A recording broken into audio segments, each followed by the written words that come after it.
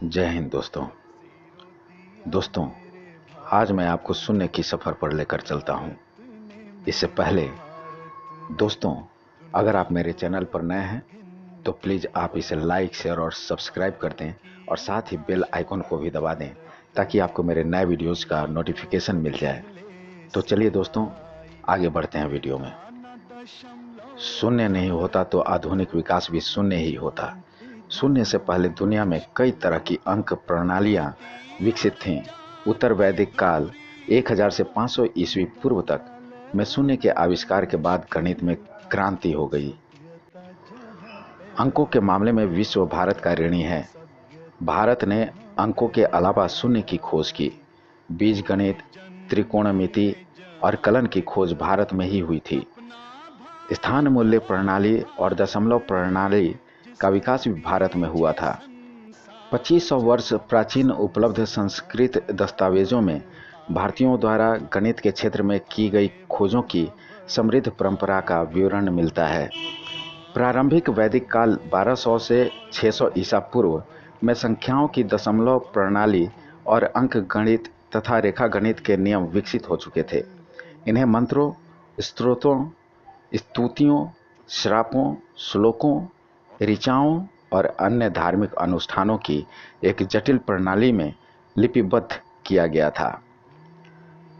मंदिर के निर्माण और यज्ञ वेदियों की रचना के नियम बनाए गए थे और इन्हें सूत्रों के रूप में बांधा गया था।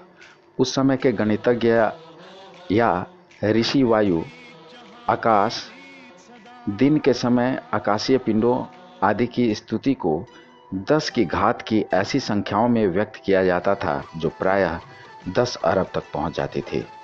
उत्तर वैदिक काल में रेखा गणित के सूत्रों का विकास हुआ जो सुलभ सूत्रों के रूप में उपलब्ध है।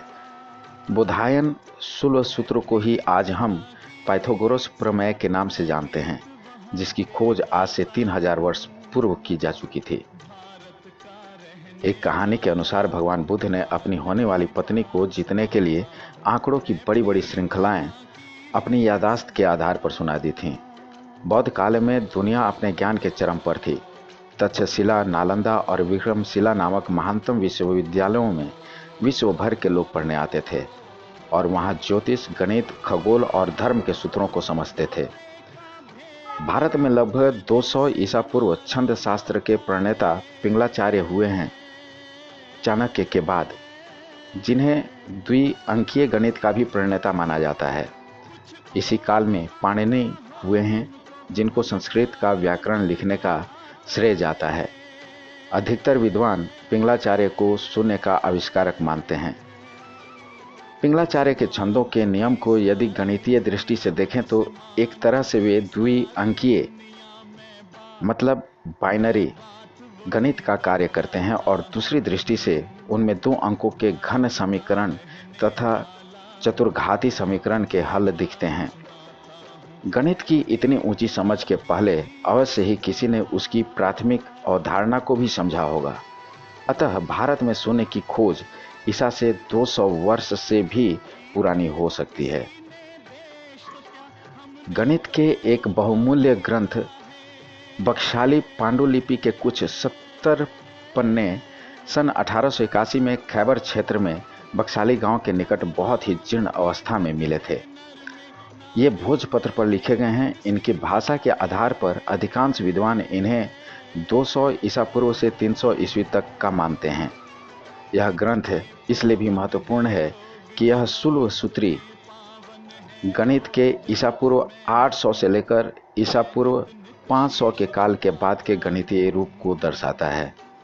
इस पांडुलिपि में शून्य का जिक्र है।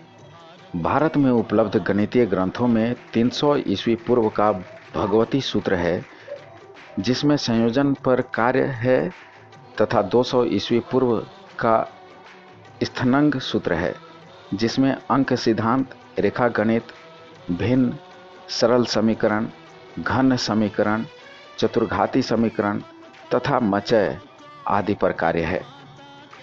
सन 200 ईस्वी तक समुच्चय सिद्धांत के उपयोग का उल्लेख मिलता है और अनंत संख्या पर भी बहुत कार्य मिलता है। गुप्त काल की मुख्य खोज शून्य नहीं मुख्य खोज है शून्य युक्त दशमिक स्थानमान संख्या प्रणाली। गुप्त काल को भारत का स्वर्ण काल कहा जाता है।